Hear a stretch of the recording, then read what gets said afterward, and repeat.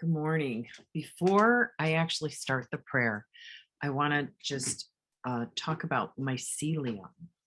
And if you don't know what mycelium is, it is basically the internet of the forest. It is the communication network.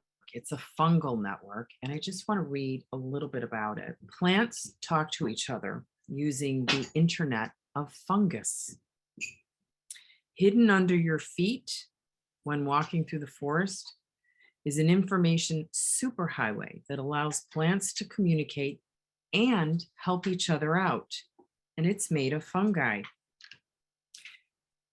And the interesting thing about it, this thread-like invisible web of communication, it doesn't just communicate with other fungi, it brings a communication to the diversity of trees and plants and fungus throughout the entire forest. And so it brings the whole forest together in community. And so as we go into this prayer and meditation, I would like to invite you into this idea of, are you really connected to the web of life, to the community that life is? Mycelium. It's hard to remember the word mycelium. So I think one man's ceiling is another man's floor. So my ceiling is your floor. Mycelium. Today we were actually talking about growing in love together. And then Reverend Barbara is going to share a part of her sermon. And she told me when I first met her that she was not going to give talks anymore. And she also told me that she wouldn't be on a board. She's not a woman of her word. Don't trust her. Or I can convince people to do things. I wanted to start off with sharing a story about a friend recently sent me a video. She just started to bake, and she was really excited about sharing this video with me about a recipe that she had for apple pie. And she asked me to watch the video and to share it with my friends because she had a whole new way of making apple pie. And it was unlike any other recipe that had ever been done. And she began the video by saying, I have watched all of the other videos from all of the other bakers who have made apple pie, but none of them have it right. And I don't know why these other bakers have missed this or been remiss in this, but I need to share with you the truth about how to make apple pie. And then she went on to explain how to make apple pie in the very same way that has been explained 1,052 million times before. And when I watched the video, I thought, am I missing something? What I was seeing was this universal dis-ease of separateness. We all want to be special. We all want to be different. We all want to discover a new path. We all want to be the first. You know, when we were little kids, we would run into the house and say, I'm the first to get in the door and I'm the first on the sidewalk. And like I shared earlier, I learned from my friend Regina, the first is the worst, the second is the best, and the third is the one with the hairy, hairy chest. And you know what? When it comes to the ego, we want to be something. We don't even care if we're the one with the hairy, hairy chest. We're like, at least I'm something different from everybody else. So if that thought resonates with you, that's what we're attempting to erode today. And today's lesson from A Course in Miracles, it says, today we find our glad return to heaven, which we never really left. The Son of God this day lays down his dreams of being separate. The Son of God this day comes home again, releasing from the sin and cladded in holiness, and into his right mind, restored at last, released from sin. And release from sin is simply the release from the need to be separate and the need to be separate and the need to be first or last or third or broken or good or bad, but just to be. We don't want to accept that nothing I thought apart from you exists. That's a really disturbing thought for the ego, that nothing I thought apart from you exists, that we're all in the one mind. We want to be special. We want the golden ticket. And we attempt to be special by comparing ourselves to each other.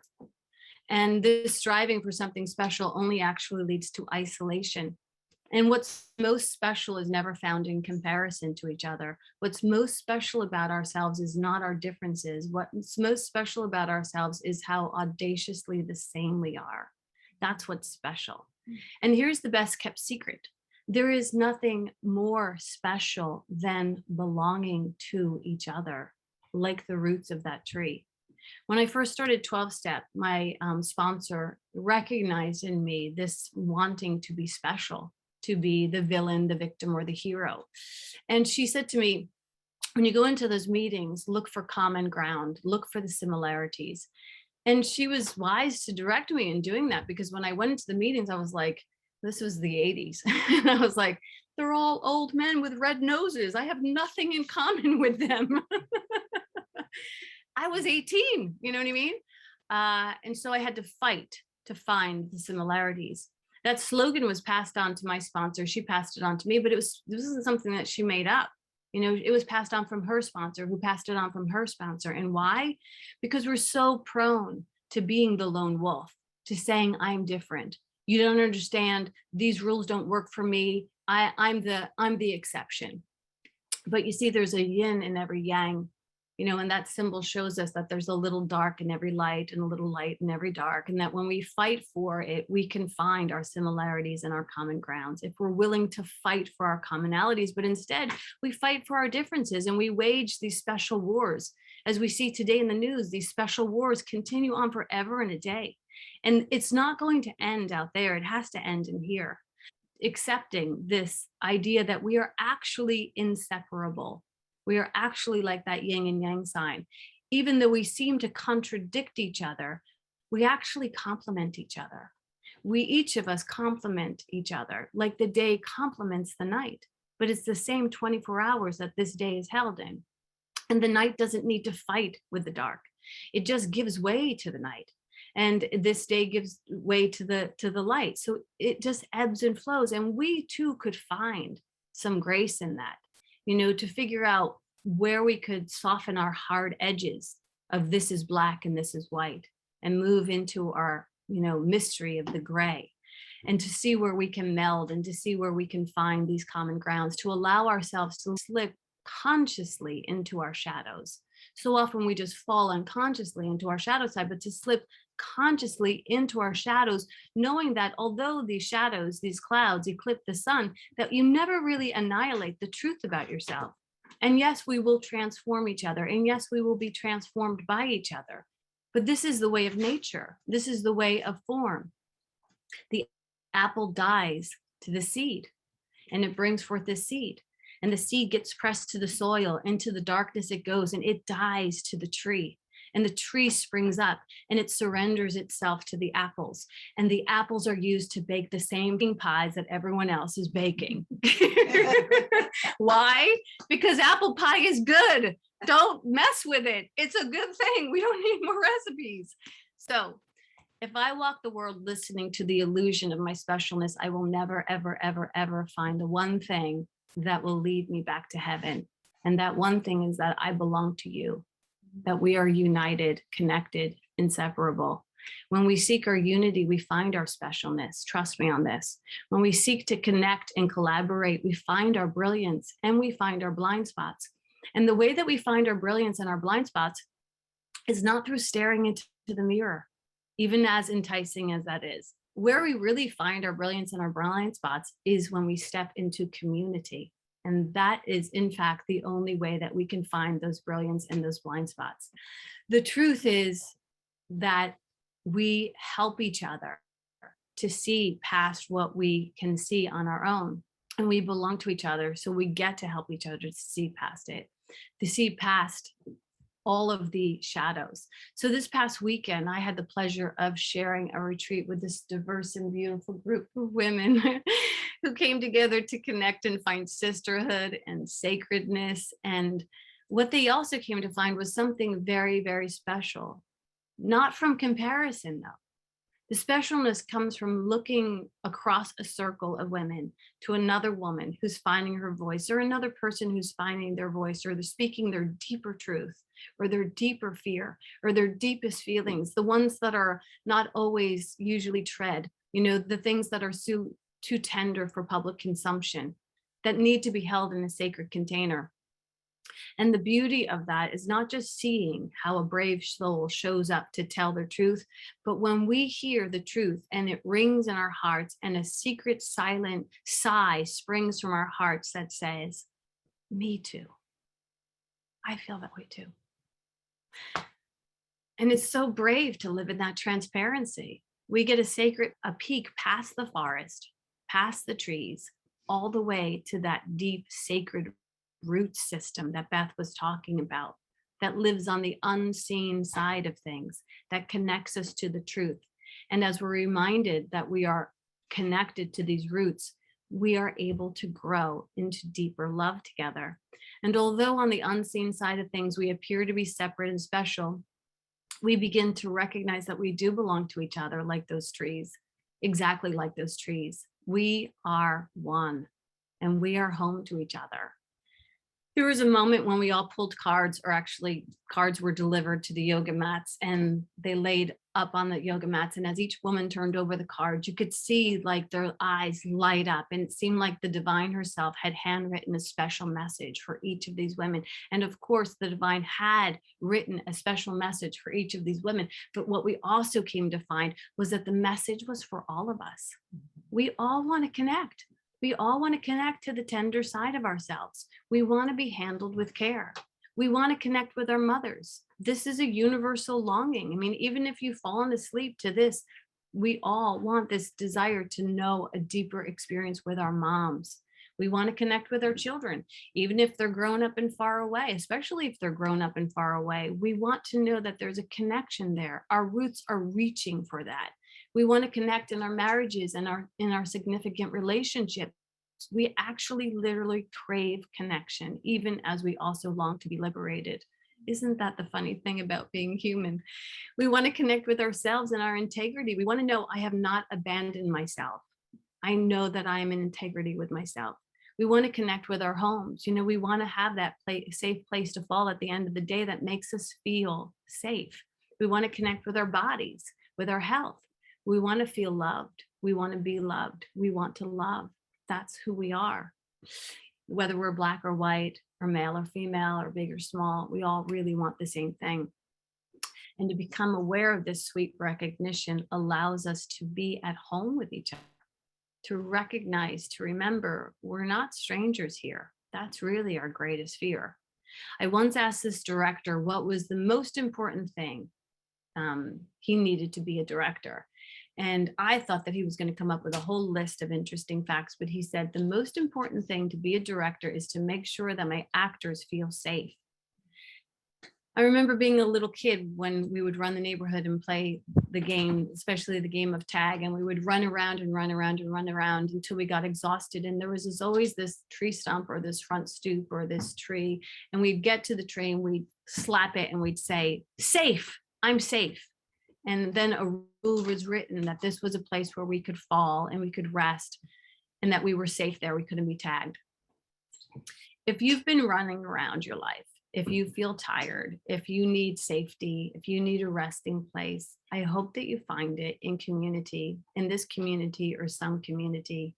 And remember, it takes only two people to make a community. I hope that you know that in this community, we're all jagged, puzzling pieces, attempting to find where we fit in. And there are many, many open seats in this community, many ways to grow and shine. And if you have something to share, bring it here. And if you have something to learn, find it here. And if you have no place to go, come here and we will be your home where you're safe. So today's lesson, I'm just going to read it before I pass it to Reverend Barbara. This holy instant is my release. This is my safe.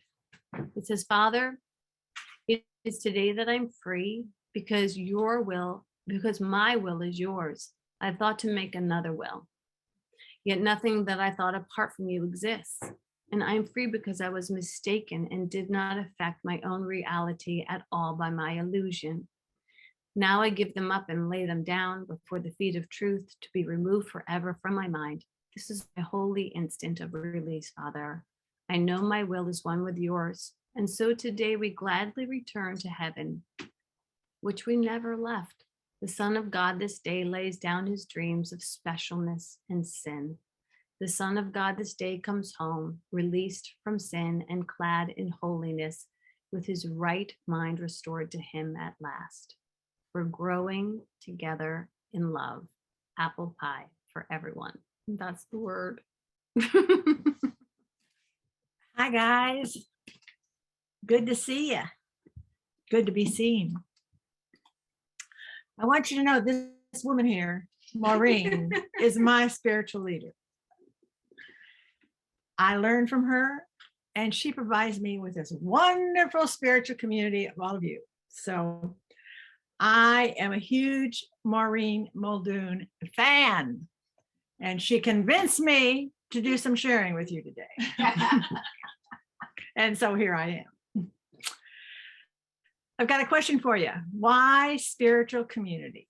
That's a big question. You're all on this line.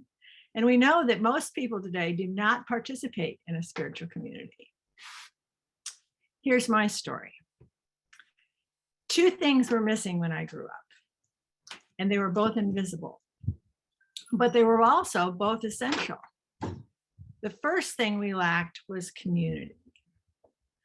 I grew up in a family with secrets, and secrets are easy to keep if there's no community around a family.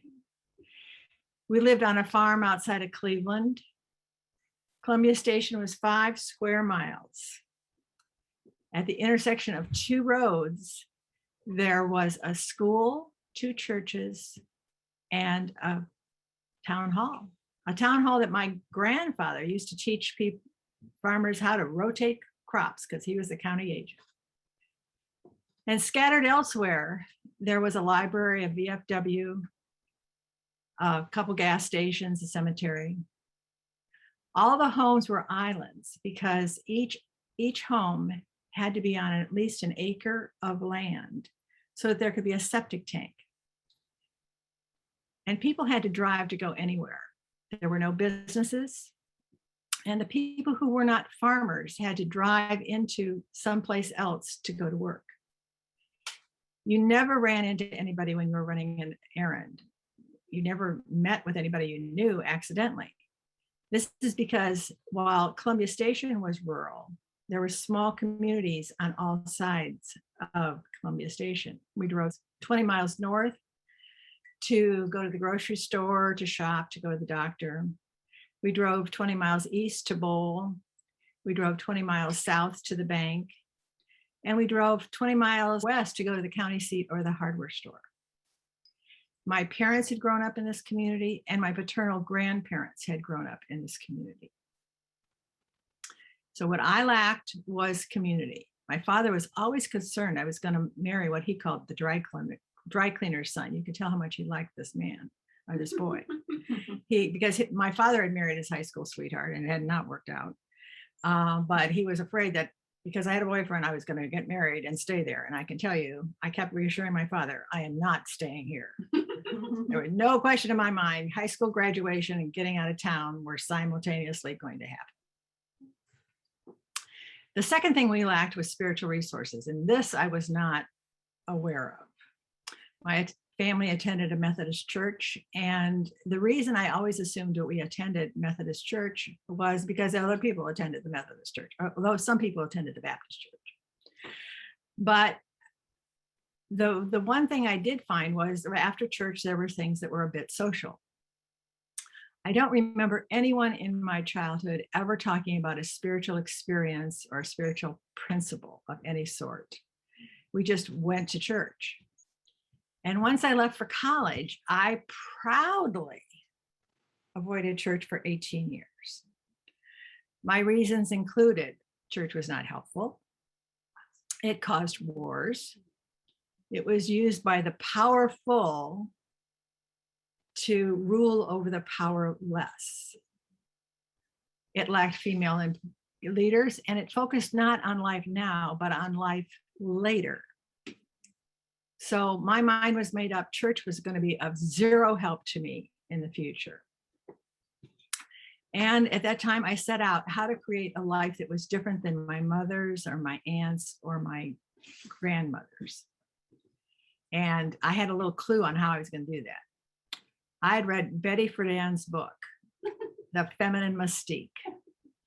And I was on a hunt for a new way to live. And for this reason, I thought when I got to college, I'd major in philosophy, because I thought surely somebody somewhere had figured out how to live a life with some meaning and some purpose, and that worked. And if somebody else had figured it out, I wanted to take the shortcut and find out what it was. So what happened? 18 years later, I serendipitously found a small, little, amazing spiritual community. It's important never to say never. I was in my mid-30s and I went looking for the church I'd heard about a few years before. I had a 10-year-old daughter who didn't have any cousins around. Her father worked all of the time, and she was looking for community too. And she said to me, I want a church like my friends have.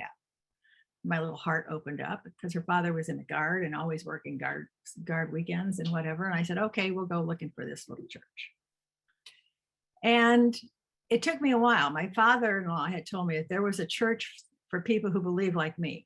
He didn't exactly say what that was, but for church for people who believe like me. But by the time I got interested in finding the church for people who believe like me, my father-in-law had died. But he had said it was small, and it was close to us. And so I sort of had a few clues as to how to go look for that. And the first church I tried one Sunday morning was not it. Not it. I sat horrified as I stared at a crucifix with Jesus dripping red blood. It was not the church for me. But once I did get to the church that was for people who believe like me, I found that the reason we were there was not about my daughter. It was all about me, because I was spiritually starved. If the church doors were open, and they weren't open very often, but if they were open, I was there. And pretty soon I was leading the junior high group and then the high school group, and I got on the board, and then I taught class, and you know the routine. Yeah, that was happening to me. And by the time I was 45, I was an empty nester, and the same month my daughter went to college, I went to Unity Ministerial School. So you never know. And my family and friends were very shocked. In fact, some of them were a little concerned about me. My mother said to my sister, do you think she's going to sell her jewelry and give it the money to the church? At any rate, my vision was clear. I wanted to supply people with one more place where they could find God, and God with skin on. And I'm happy to report to you that in suburban Detroit, there's a wonderful small Unity church that's 24 years old. And there is one more place where people can find God and God with skin on. I led that church for 18 years before retiring. So what am I about now? I'm retired. I'm over here in Illinois. What am I about now? Well, my vision of 30 years ago to provide myself and others with a new thought community really hasn't changed. I moved to Illinois 3 years ago. My daughter lives less than a mile from me now, and her family. And it took me some time to find Speakeasy. But once I found it, you know, Maureen, I jumped right in, right? Found out that it was really a custom fit for me. And it serves me, not only does it serve me, but it allows me to serve others, which for me might even be better. I don't know. It's a tie. So what do I want to say to you is that you need one another. We all need one another. You need one another. I need one another. Alone on the path, ego can scamper around, freely roaming around with whatever thoughts and actions and whatever. So we're just being run by ego. Jesus said, wherever two or more are gathered in my consciousness, there too am I. He also said, you can go and do even greater things than I. So what is my message to you? Is that where two or more are gathered in Jesus's consciousness, there too it is me and you. We want to be gathered, two or more together, in that wonderful high spiritual consciousness. So I say to you, find your spiritual community. it just might be speakeasy. Grow and flourish with, and here's the key word, with one another. And Maureen's a great spiritual leader. Oh, I should have asked her to speak sooner. I love when people say nice things about me. It's not often. Mari's going to tell us a few things that are coming up this week, and then we get to hear from you. Where do you find spiritual community? Where do you find that you belong? Where do you invest in belonging? What belongs to you? And actually, before that, do we have a song, Joni? We have a song from one of our members. This is how rich our community is. As soon as a singer doesn't show up, we have somebody saying, I can sing a song. So we're going to pass it over to our musician. Is it a recording or is it Shannon live? It's a recording right now. Take her away. This is Shannon Provost. Sharing her good in community. In fact, she wrote the song about speakeasy. I hope I'm not mistaken about that. It's a place that I remember and I will never forget. But when I think back to those days, it wasn't my way to live. The season changed, but the faces and the places, they stay the same. I know new places I could go to feel home.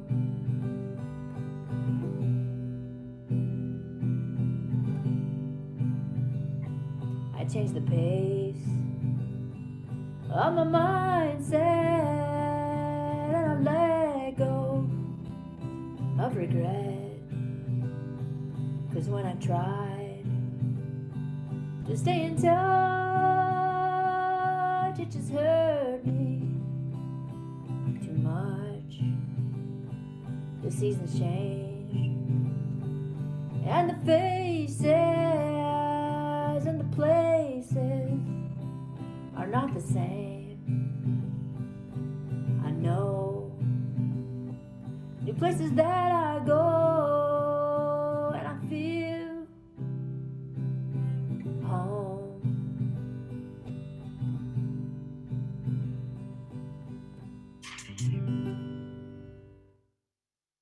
Yay, Shannon.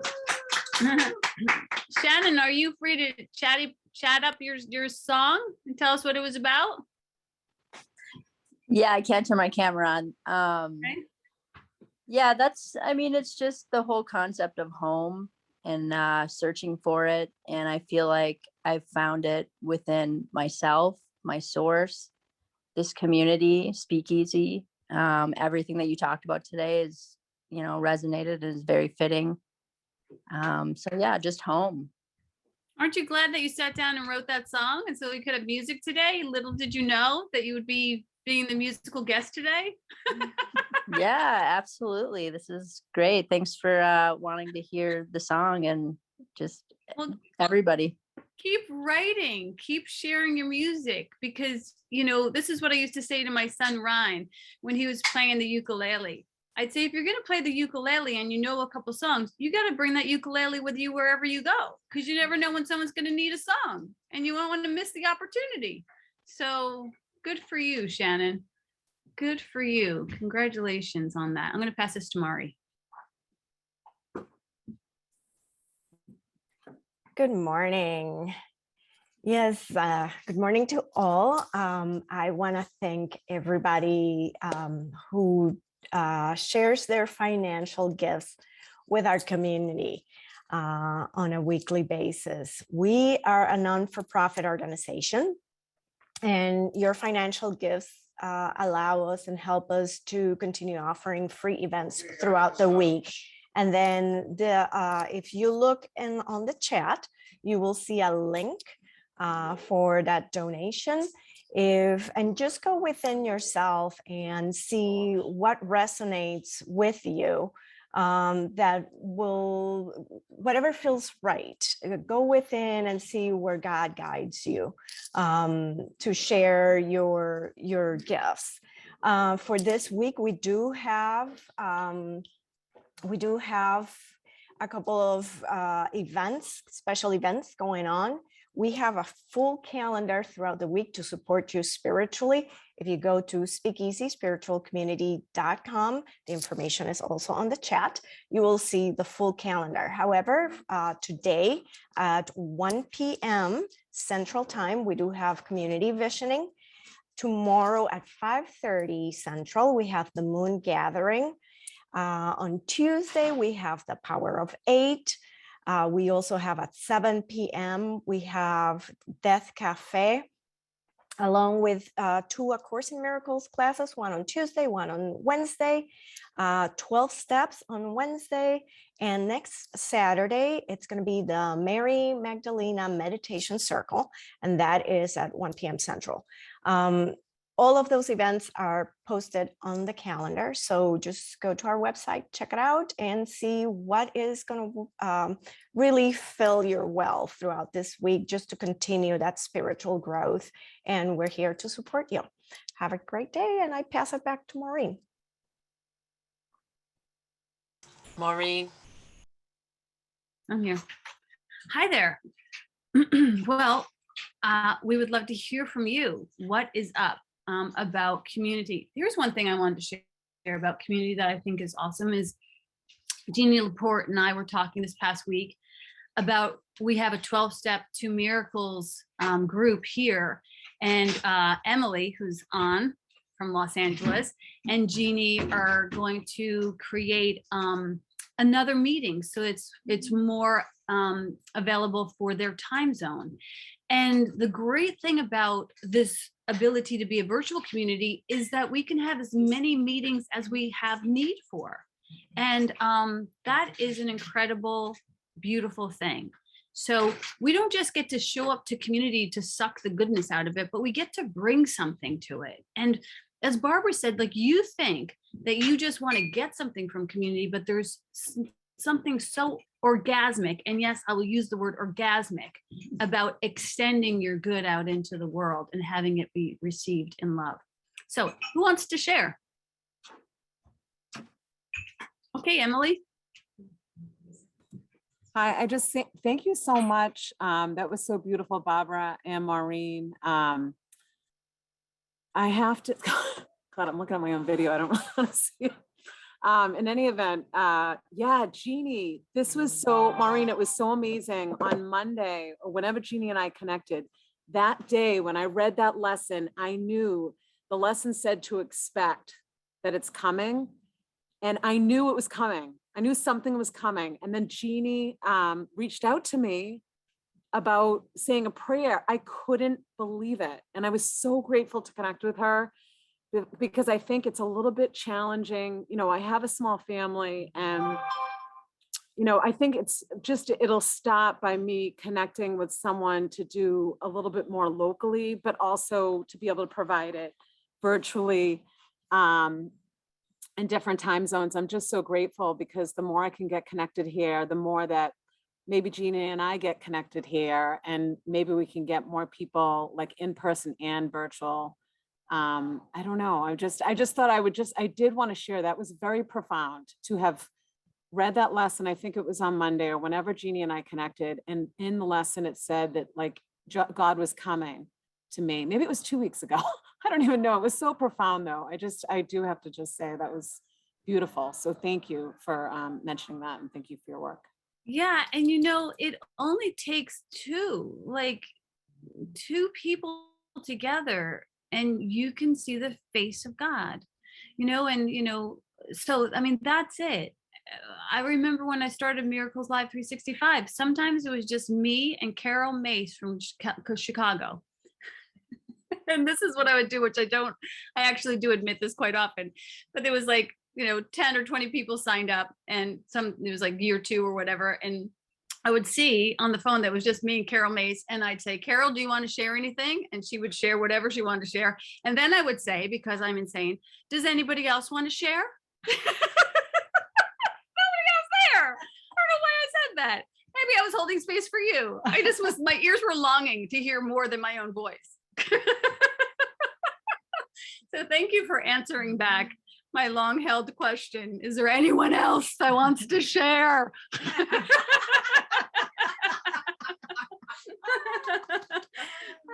So anybody else want to share? In my reading about mycelium, it was saying that when something is like dug up and it's isolated, it actually has much less of a chance of survival, and that the mycelium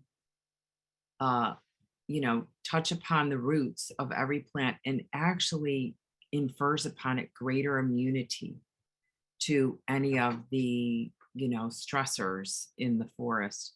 That's the same for us.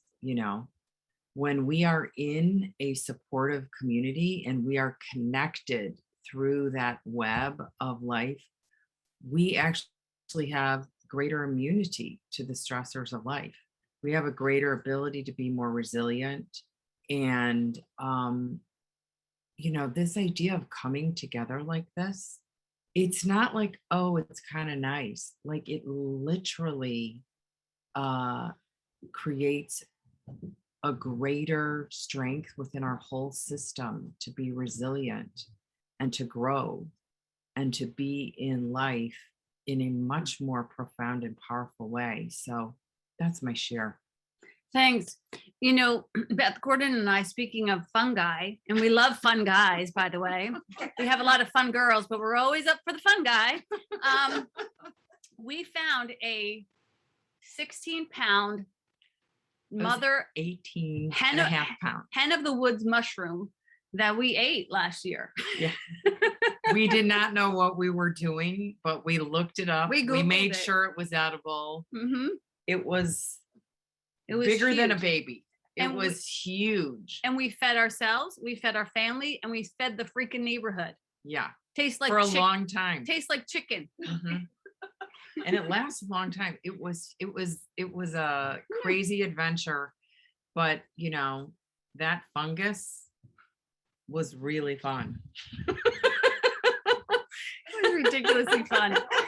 I feel like Linda from Canada wants to share something from Canada.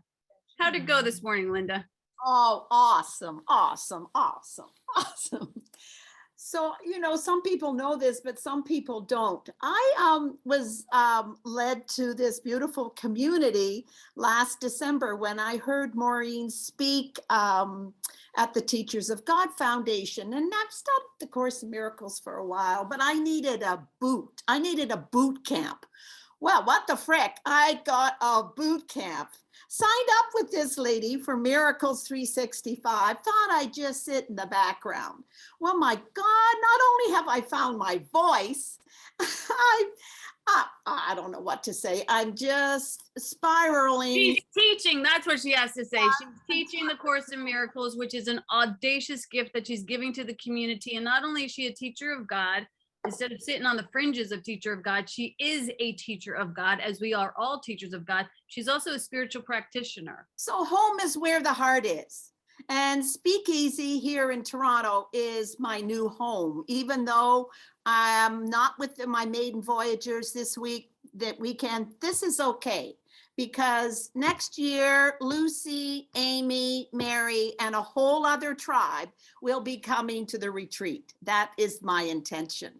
So thank you for Maureen for setting my life on fire, and can't wait for every day with you. Thank you so much, honey. That's all I can say. Thank you, I'm Linda. sure Amy's coming next.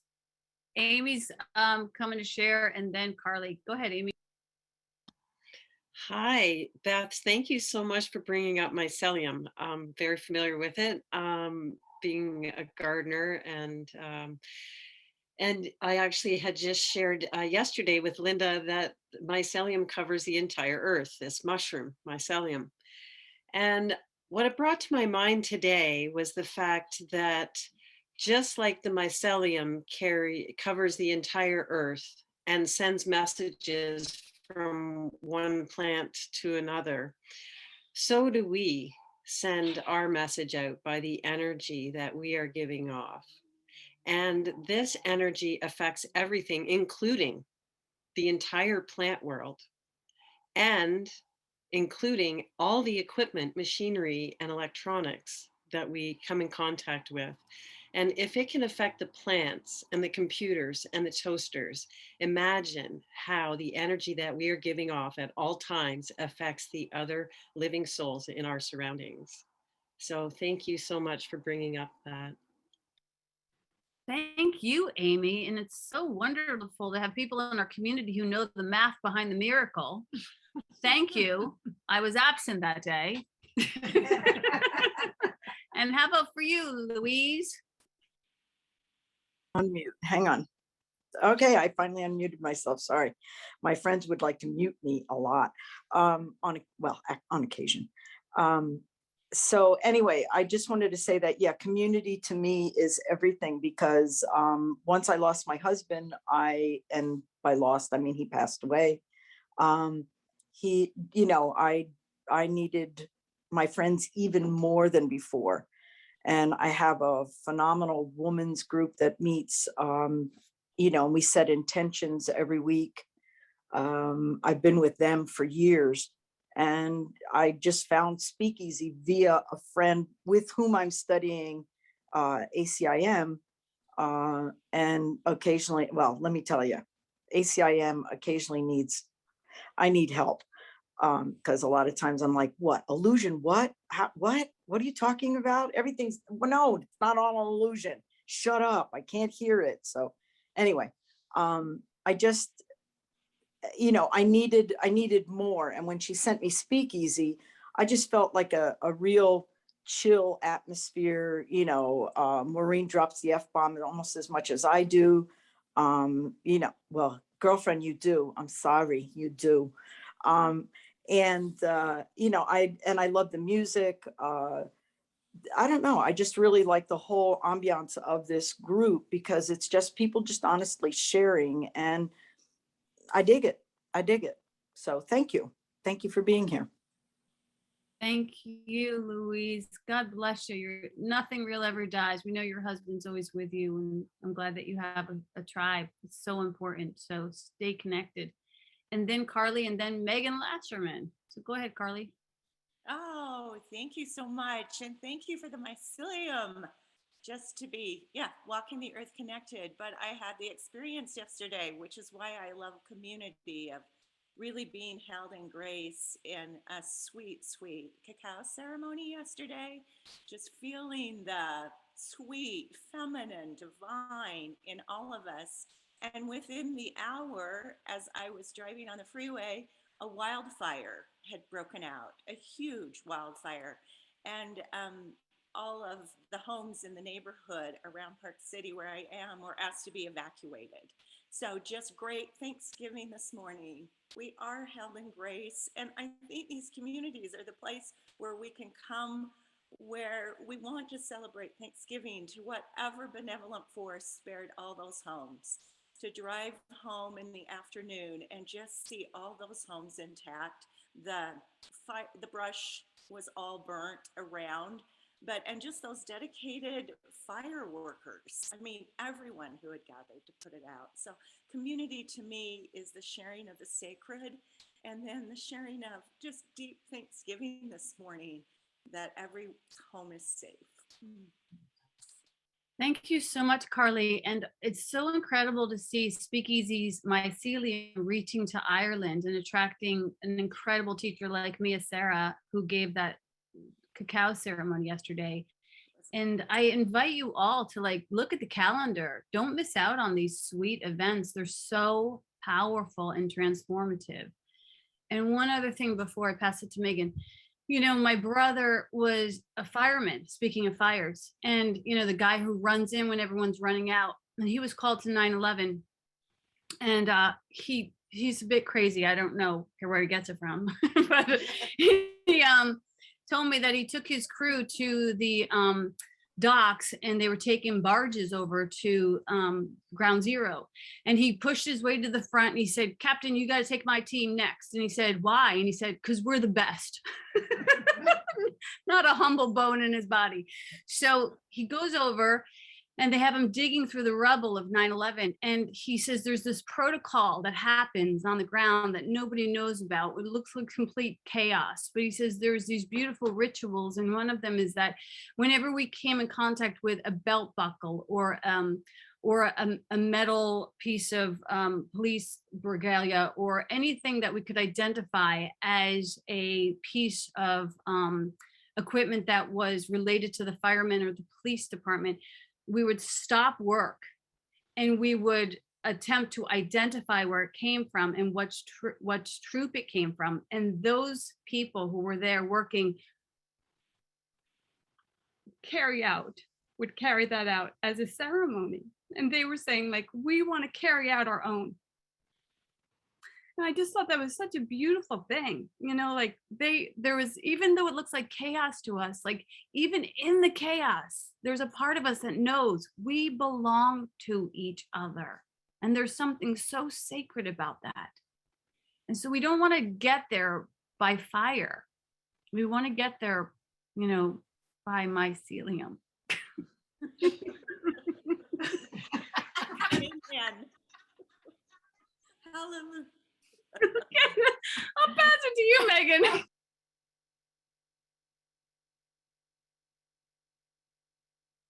Oh my God. First of all, that's hysterical, Maureen. I want to see you ladies on my screen again. There you are. Okay. I just wanted to say what so resonated with me was when you said, talking about wanting to be a special snowflake, which is like what I've been desperate to be my whole life. Because that's the only way I thought I could be seen, was to be like, you know, first is the best, or whatever Regina's amazing little rhyme is. And then to understand, with the help of you ladies and the 12-step program, it's connection, it's community that really has helped me feel seen. Right? It's like when I walk into a 12-step room and there's someone who isn't the same color or gender or doesn't speak the same language, and they tell their story, and I'm like, yes, we are the same. And that's what was so healing for me. And so when you said this morning that that's really where the magic happens, in understanding our connectedness, right? And the mushrooms or whatever, Beth. That is amazing. So I just wanted to thank you for that. And I also just wanted to give a shout out to the woman who just spoke, because I love her hat. So she loves her hat too. She lost it and then she found it. It was like a miracle. So yeah, that's her signature look. But someday we should make her not feel special and all come wearing the same hat. Just to mess with her. Well, does anybody else want to share before we pray out?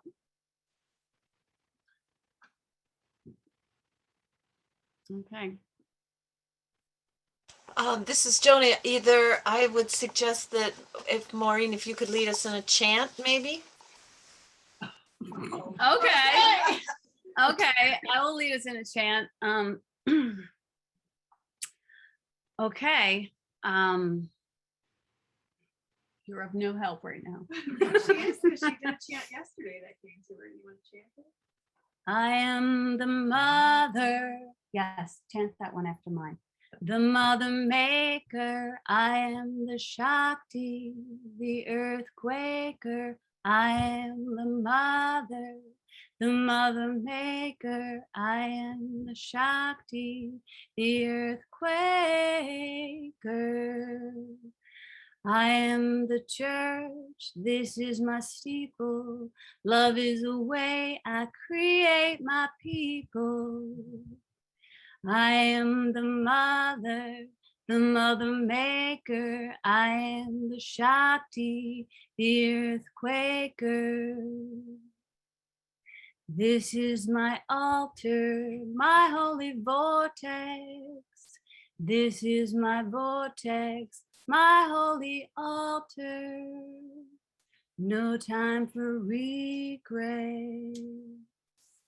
I am the mother maker. I am the Shakti, the earthquaker.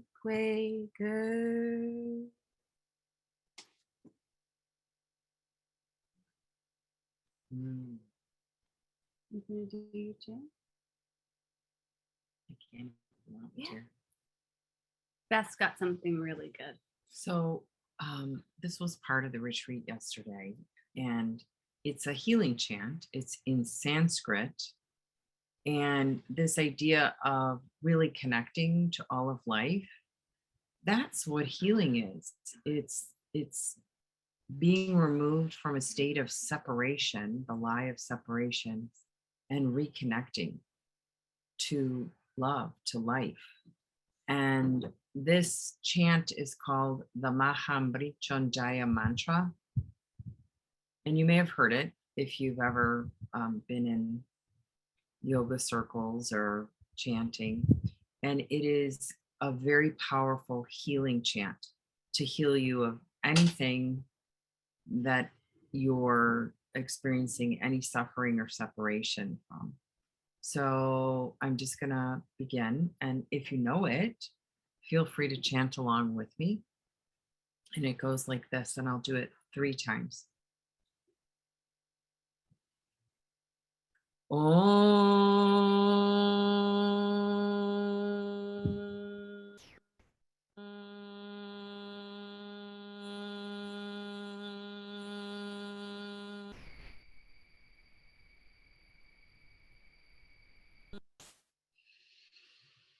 Om Triambakam Yajamahe Sugandim Pushtivardhanam Uvarukamiva Bandhanam Mrichor Mukshyamamritat Om Triambakam Yajamahe Sugandim Pushtivardhanam Uvarukamiva Bandhanam Mrichor Mukshyamamritat Om Triambakam Yajamahe Sugandim Pushtivardhanam Uvarukamiva Bandhanam Mrichor Mukshyamamritat